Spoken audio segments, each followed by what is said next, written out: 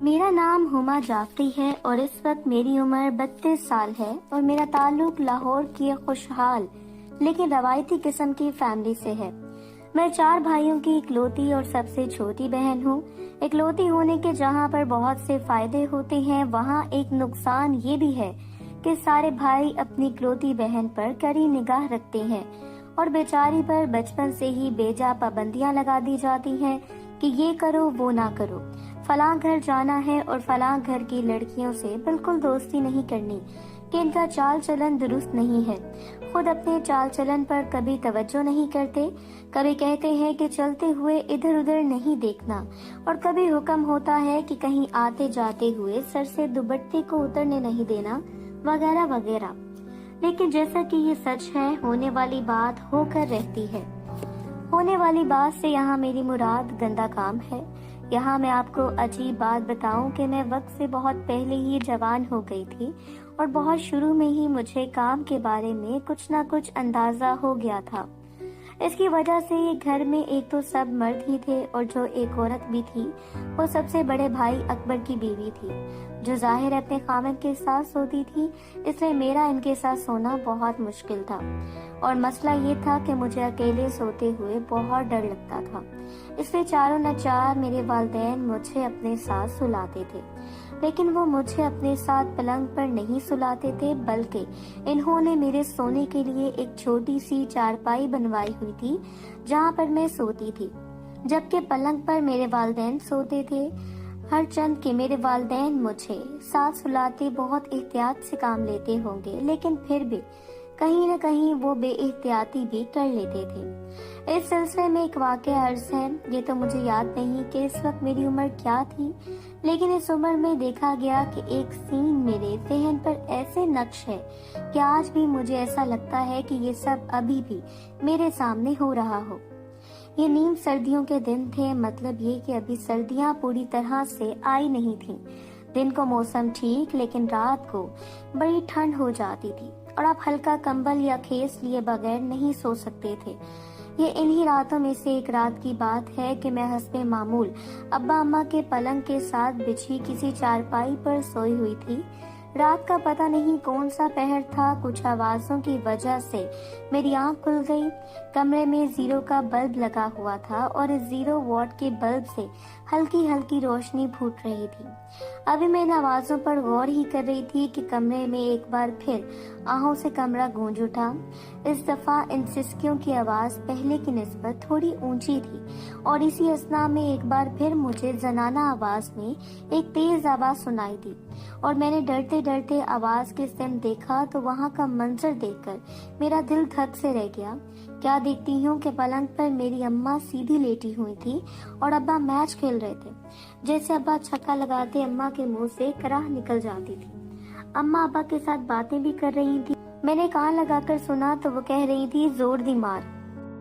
اماں کی بات سن کر ابا اور طاقت کے ساتھ اپنا کام کرتے تو اس کے ساتھ ہی اماں کے منہ سے ایک دلکش سی آواز نکلتی اور پھر وہ اسی آواز میں ابا سے دوبارہ کہتی، اور زور دی۔ اور میں اس بات پر حیران تھی کہ ابا اماں کو بار بار کیوں مارتے جا رہے ہیں اور میری ماں کیوں کرا رہی ہے، کیونکہ ہمارے گھر میں اماں کا خاصا ہولڈ تھا اور عام حالات میں ابا اماں سے خاصے ڈرتے تھے۔ لیکن اس کے باوجود ابا اپنا کام کر رہے تھے اور اماں بجائے ان کو منع کرنے کے آگے سے ان کو اور شیری دے رہی تھی کہ وہ ان کو اور ماریں۔ یہ چیز میرے لیے بڑی حیرانگی کا باعث تھی۔ خیر میں بستر میں ڈھکی چپ چاپ اماں ابا کی یہ لڑائی دیکھتی رہی، جس میں کہ اب شدت آتی جا رہی تھی اور ابا اماں کی فرمائش پر مزید تیزی کے ساتھ کام کر رہے تھے، اور اس کے ساتھ ہی اماں کی آواز تیز سے تیز تر ہو گئی۔ سن کر ابا نے تھوڑی کرخت لہجے میں اماں سے کہا، آہستہ بولو کہیں لڑکی نہ جاگ جائے۔ اماں ابا کی بات سن کر بولی، لڑکی کی بات چھوڑو، تم مجھے زور سے دروازہ پینٹ کرو، لڑکی گہری نیند سوئی ہوئی ہے۔ اس کے بعد مجھے ایسا لگا کہ جیسے کمرے میں طوفان آ گیا ہو۔ ان کا پلنگ بری طرح سے ہلنے لگا اور پھر اس کے ساتھ ہی میرے کانوں میں ابا کی کپکپاتی ہوئی آواز سنائی دی، نیلو میں گیا۔ اور اس کے ساتھ ہی ابا نے ایک بڑی سی چیخ ماری اور پھر کچھ ہی دیر بعد انہوں نے اپنا کام بند کر دیا اور لیٹ گئے اور گہرے گہرے سانس لینے لگے۔ وہ اتنے زور زور سے سانس لے رہے تھے کہ ان کے سانسوں کی آواز میری چارپائی تک صاف سنائی دے رہی تھی۔ میں ابا اماں کا یہ تماشا دیکھ رہی تھی اور میرا دل دھک دھک کر رہا تھا۔ میری سمجھ میں نہیں آ رہا تھا کہ آخر یہ ماجرا کیا ہے، لیکن فطرتاً چونکہ میں کافی بزدل اور خاموش طبع واقع ہوا ہوں، اس لیے صبح اٹھ کر میں نے اس بات کا کسی سے تذکرہ نہیں کیا، اور کرتی بھی کس سے۔ گھر میں سبھی مجھ سے بڑے تھے اور اسکول میں کوئی ایسی خاص سہیلی نہ تھی کہ جس سے میں یہ راز شیئر کر سکتی۔ اس کے بعد مجھے ہفتے میں ایک آدھ بار اماں کا یہ ڈرامہ ضرور دیکھنے کو ملتا، اور پھر آہستہ آہستہ مجھے ان کی اس لڑائی کی بھی کچھ سمجھ آنا شروع ہو گئی تھی۔ جب میں تھوڑی اور بڑی ہوئی تو ابا اماں کی لڑائی ساری کی ساری سمجھ گئی تھی اور میں وہ منظر بڑے شوق سے دیکھنے لگی۔ پھر شاید ان کو کوئی شک ہو گیا یا جانے کیا بات تھی کہ کچھ عرصے بعد میرے والدین نے مجھے ایک علیحدہ کمرہ دے دیا۔ الگ کمرہ ملتے ہی وہ منظر یاد کر کر کے میں ترسنا شروع ہو گئی۔ اس دوران مجھے اور تو کچھ نہ سوچتا، بس میں اپنے اوپر اگنے والے انگوروں کو ہی دباتی رہتی تھی، اور پھر دیکھتے ہی دیکھتے وہ بڑھنا شروع ہو گئے۔ تو ایک دن میری سب سے بڑی بھابھی، جو کہ اکبر بھائی کی بیوی اور رشتے میں میری کزن بھی لگتی تھی، انہوں نے مجھے اپنے پاس بلایا اور انگوروں کی طرف اشارہ کرتے ہوئے مجھے ایک چھوٹا لیکچر دیا، جس کا لب لباب یہ تھا کہ میں بڑی ہو رہی ہوں اور مجھے اچھی طرح سے ڈھانپ کر رکھنا ہے، اور آج کے بعد میں نے کسی بھی صورت دوپٹے کو نہیں ہٹانا، اور ان کو ڈھانپنے کے لیے مجھے ایک ماسک بھی دی گئی اور سختی سے تاکید کی کہ آج کے بعد میں نے ہر وقت پہننا ہے، اور پھر اس کے ساتھ میرا گھر سے باہر نکلنا بند ہو گیا، ورنہ اس سے پہلے میں محلے میں بغیر روک ٹوک کے پھرا کرتی تھی۔ اس کے بعد جلد ہی مجھے عورتوں کے خاص دن بھی آنا شروع ہو گئے۔ یہ دن آنے کی دیر تھی کہ میرے اندر ایک عجیب سی بے چینی پیدا ہونا شروع ہو گئی، اور خاص طور پر میرے خزانے پر مجھے اتنی زیادہ بے چینی ہوتی کہ میں بتا نہیں سکتی۔ پھر ایک دن کی بات ہے کہ میں خاص دنوں کے بعد نہا کر اپنے بالوں میں برش کر رہی تھی کہ مجھے نیچے کھجلی شروع ہو گئی۔ پہلے تو میں نے اس کھجلی کو اگنور کیا، پھر جب کھجلی نے شدت اختیار کر لی تو میں نے اس جگہ کھوجنا شروع کر دیا، لیکن میری پھر بھی تسلی نہ ہوئی، تو میں نے ڈریسنگ ٹیبل سے برش اٹھا کر اس کو کھجانا شروع کر دیا۔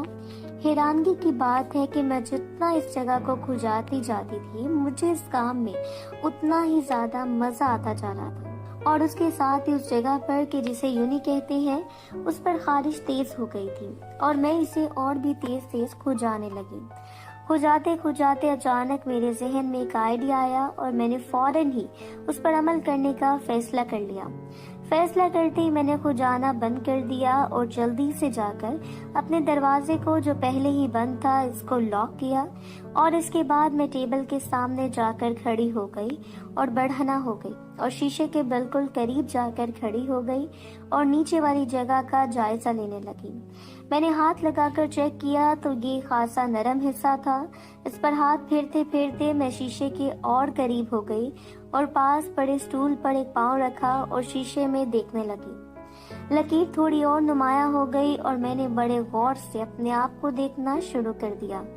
محترم ناظرین اور سامعین، اس کہانی کا باقی حصہ اگلی آنے والی ویڈیوز میں پیش کیا جائے گا۔ اگر آپ کو ویڈیو اچھی لگے تو ویڈیو کو لائک اور ہمارے چینل کو سبسکرائب ضرور کریں۔ شکریہ۔